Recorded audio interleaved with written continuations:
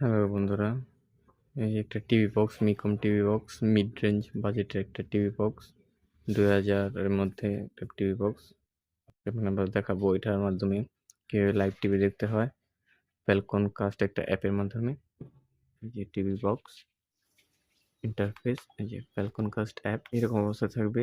এই জায়গায় যত লাইভ খেলাধুলা আছে এগুলো লাইভগুলা সরাসরি সামনে আসবে। যে লাইভ দেওয়া আছে, লাইভে দিলে লাইভ চলবে।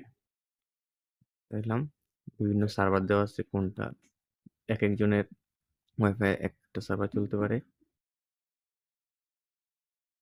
তারপরে যে ক্যাটাগরি, উপরে এই যে ক্যাটাগরিতে গেলে এই জায়গায় অনেকগুলো সার্ভার আছে, যার যে সার্ভার চলে, যে আইএসপি ওই সার্ভারটা চালার জন্য বেশি হয়ে। আমার সার্ভারে যে পিস আইটি, রেয়ার জোন, আইপিটিপি, আইডিএন, তারপরে টপি, আয়না, এগুলো সবগুলো ভালো করে চলে। যেমন এই যে পিস আইটি,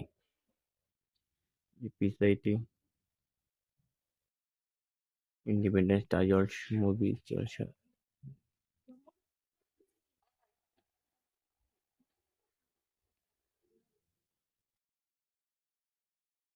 এন্টারটেন বাংলা ক্লিকে চালু হয়ে যায়, কোনো অ্যাড আসে না।